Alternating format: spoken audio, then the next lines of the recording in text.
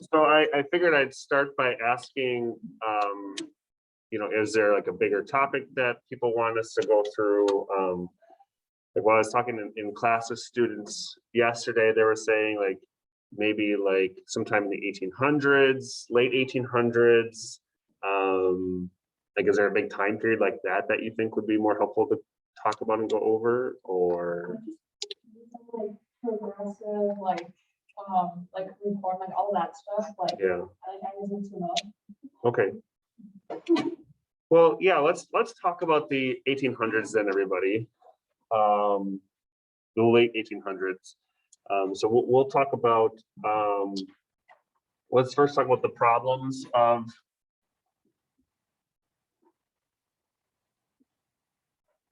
late 1800s.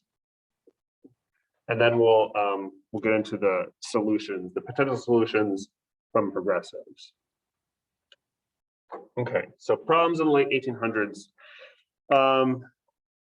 So one of the first problems is going to be various problems with industrialization.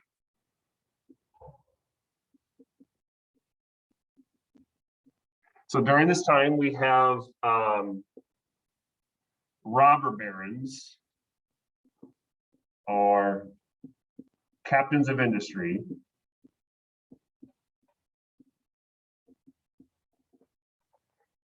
who are expanding their businesses. We have people like Carnegie in steel, Rockefeller in oil, and they're going to do a whole bunch of things to make as much money as possible. They're going to try to keep low wages. They're going to do things like horizontal integration, which is taking out your competitors. They're going to do vertical integration, which means you start to control your supply line. So like where your supplies come from, or even the transportation to get it to your factory. There's going to be new technology. Okay, like steel is going to become more usable, more rust resistant, more flexible. Other inventions like electrified machinery. So now you don't need to run machinery on lamp oil. You can hook it up and you have a nice steady supply of power. And so with many different factors, large urban areas are becoming places where big factories are growing. And with big factories requires, needs a large labor source. Okay, which leads to increase in immigration. Okay, so for immigrants coming into big cities, this can be very difficult. There's not very much to help transition immigrants into a new society. And there's a lot of anti-immigrant nativist feelings towards them.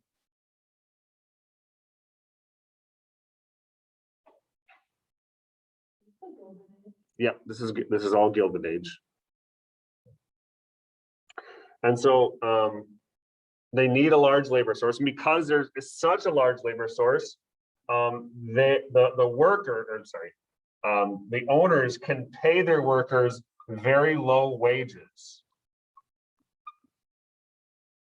because they can say, okay, if you don't like the wage, well, you're fired. I'm going to hire the next guy, because there's 100 different newly arrived immigrants who would love to take your job.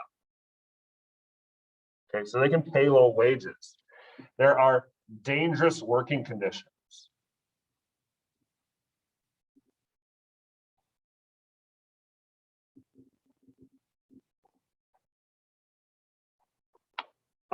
If you get injured on the job, you're just fired. There's nothing to do to help you. They don't pay for your medical bills.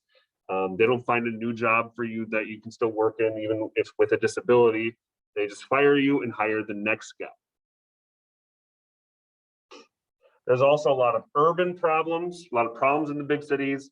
First of all, with the large labor source, that means that there's less room for people to live in.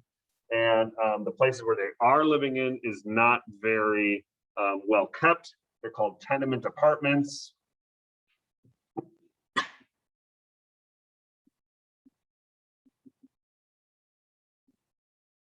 The big cities are very dirty.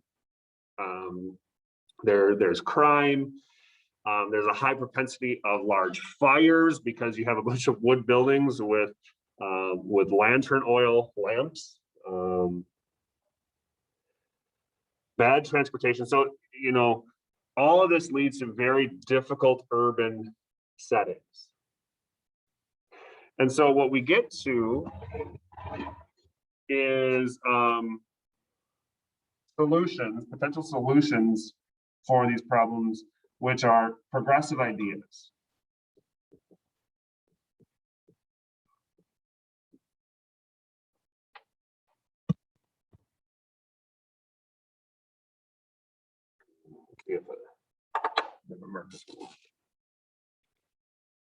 Okay. So there's different progressive ideas. Progressives are basically looking for how can people have more power. Yeah.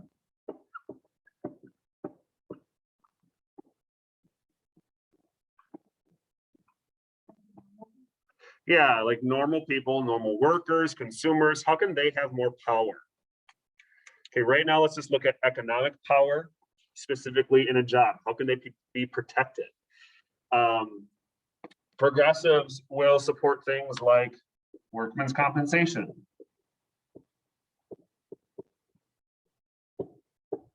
Where the business would actually help you if you got injured on the job, they'd help you with some of your medical bills. They want to fight for higher wages, better working conditions, and so many times they would support labor unions. Okay, and labor unions could use collective bargaining. So that's just, as a group, they're going to negotiate with their boss. There's going on strike, and so on.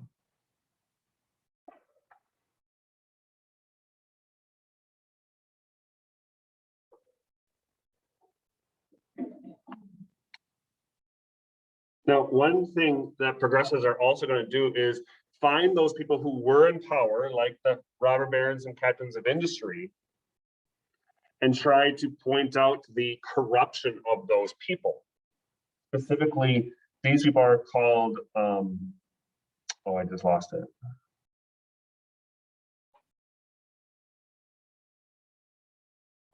I want to remember. Muckrakers, that's the word I'm looking for, sorry. Muckrakers. So muckrakers want to find corruption and expose it.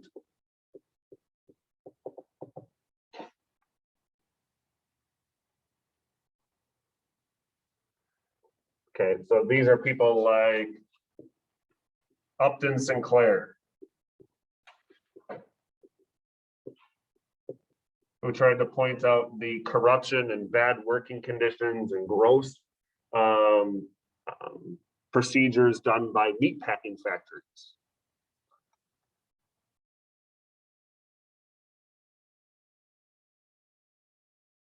What's the jungle mean? The Jungle was the book. Okay, that's what I thought.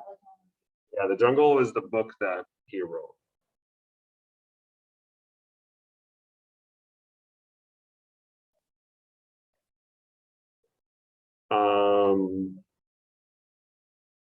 There are many different examples of muckrakers. There's people who went after the captains of industry, people who went after politicians. and tried to point out, hey, look at what John D. Rockefeller is doing. He's using horizontal integration to take out all his competitors. Okay, he's using bad tactics, unfair tactics. And so with muckrakers kind of pointing out this corruption, we do have some progressive laws that are passed made to stop what businesses are doing, like the Sherman Antitrust Act.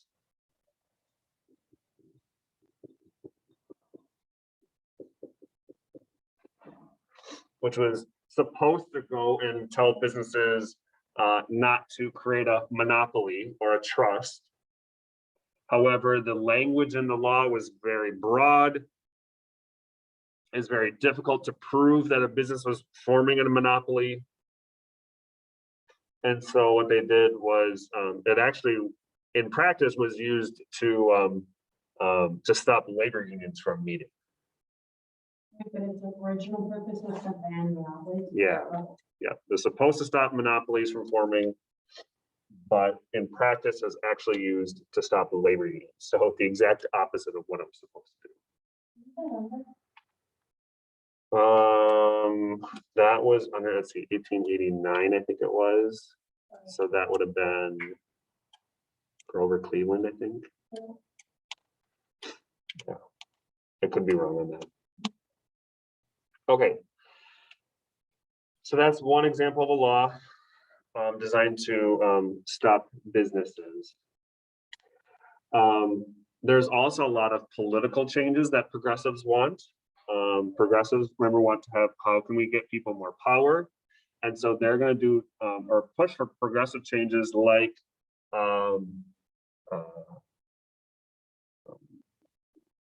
people vote for the US senators, which eventually becomes the 17th Amendment.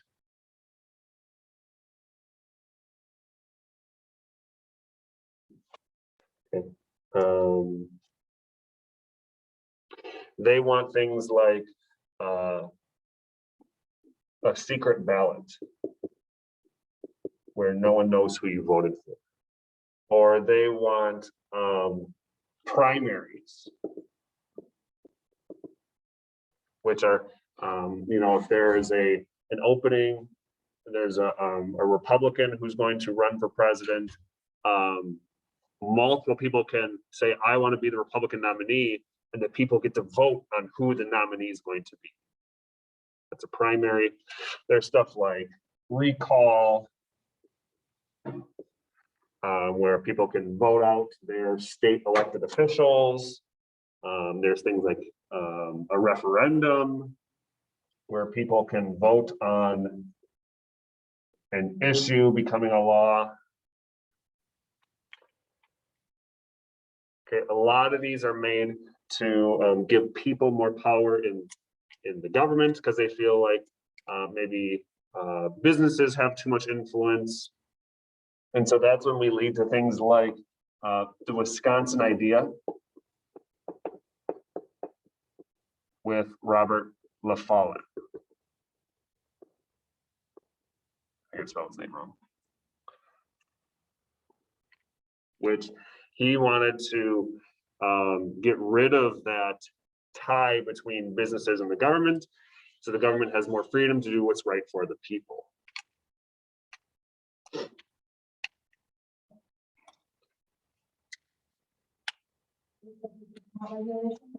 He did want regulation.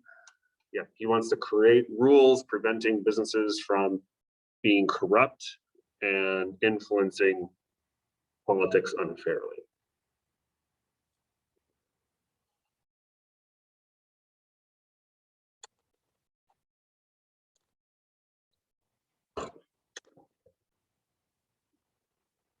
That's Wisconsin idea. You also have people pushing for women's suffrage.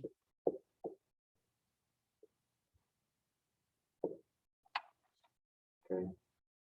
Which would be a fight for you know, quite a while until we get to 1919, actually 1920.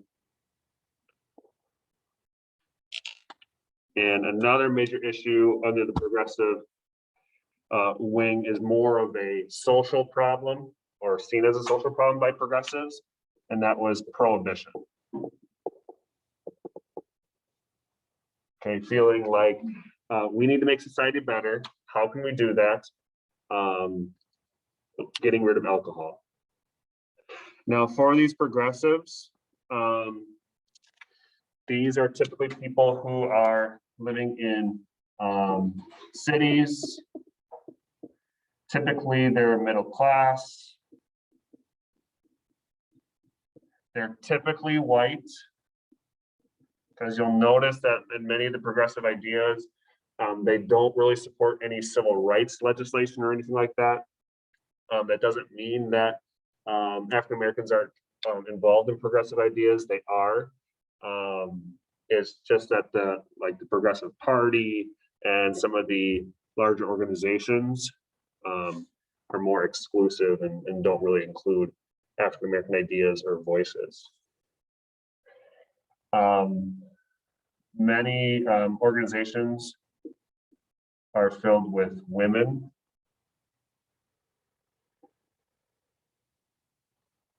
Okay. These are generalizations.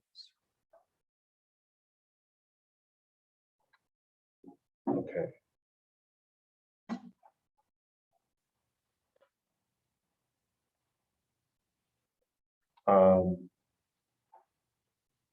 I'll mention, just because I mentioned the Sherman Antitrust Act, later on they would pass a more strict law called the Clayton Antitrust Act.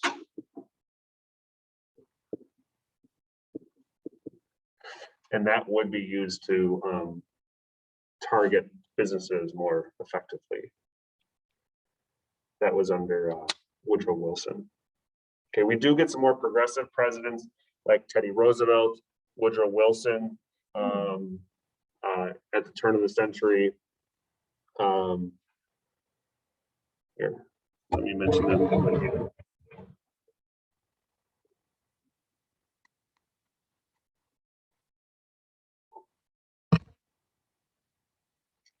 So we have Teddy Roosevelt,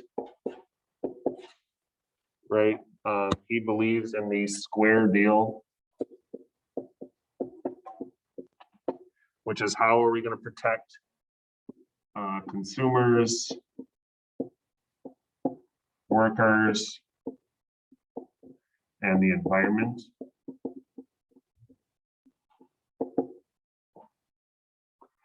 And so he's going to support things like the Meat Inspection Act or the Pure Food and Drug Act, Mr. Keel. Yeah. We're talking all about what, like, the square deal, protecting consumers and workers and the environment. We're getting into it, Mr. Keel. I'm going to talk about conservation too. Oh, we'll get there. Oh, God. Okay, bye, Mr. Keel. Okay, Meat Inspection Act, Pure Food and Drug Act. Those are designed more to put regulation on businesses. Roosevelt is also a trust buster if he feels like a trust is bad. Okay, if there's a business that he thinks is being corrupt and hurting the people, he is willing to bust that trust.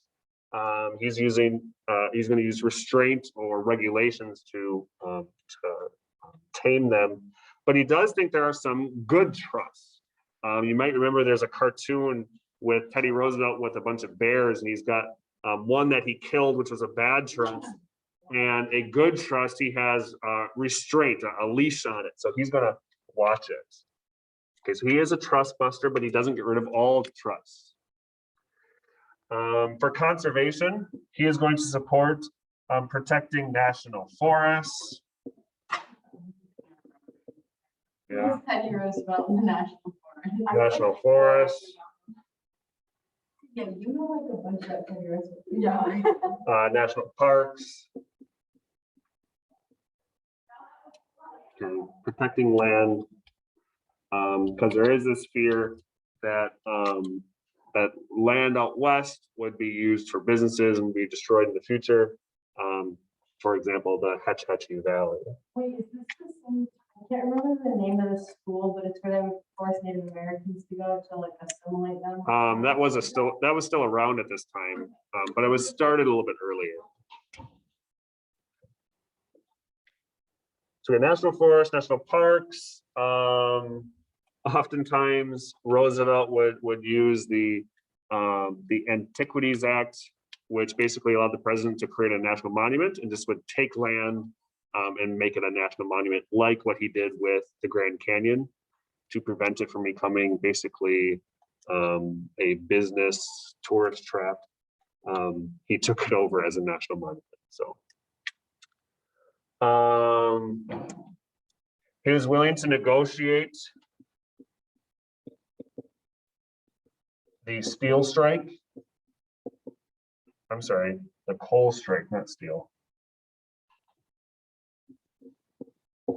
There was a coal strike and there was fear that there would not be enough coal for the oncoming winter.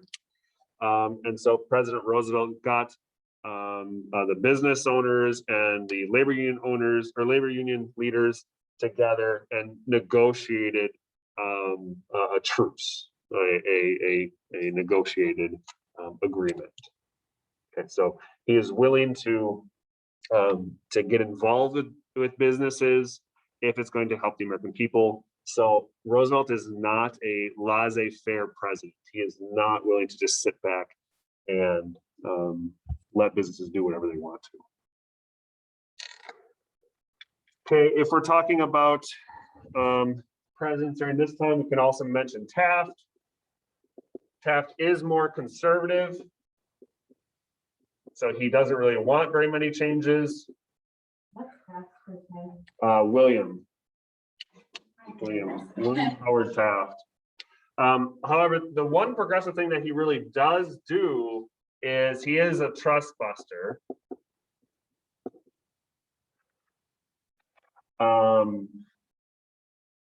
However, he's different from Roosevelt in that he doesn't really say, here's a good trust, here's a bad trust. He just goes after any trust. He just kind of goes for it. So that's Taft. And then let's finish up with Woodrow Wilson. Okay, first, Wilson is more progressive, so he is going to be a trust buster. So he is going to support the Clayton Antitrust Act.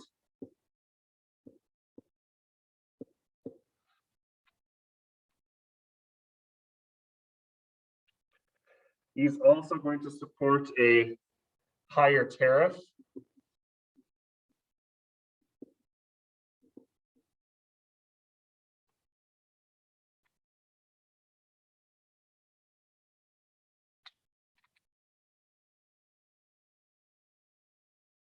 Oh, I'm sorry. That's supposed to be lower tariffs. He wants lower tariffs. He's attacking higher tariffs. He wants lower tariffs. And he's also going to try to rework the financial system. And so they're going to do like a progressive income tax or a graduated income tax.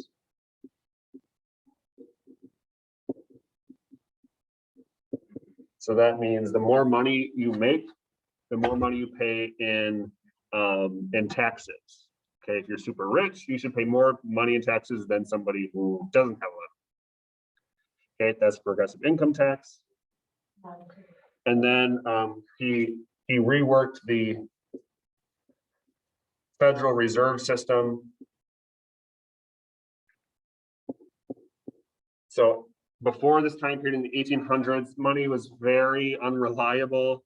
You know, different states could print their own money, different banks could print their own money.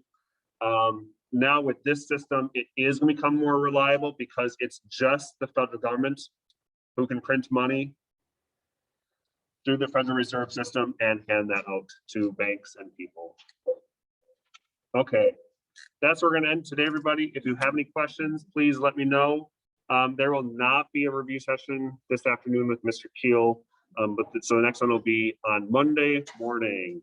Thank you, everybody.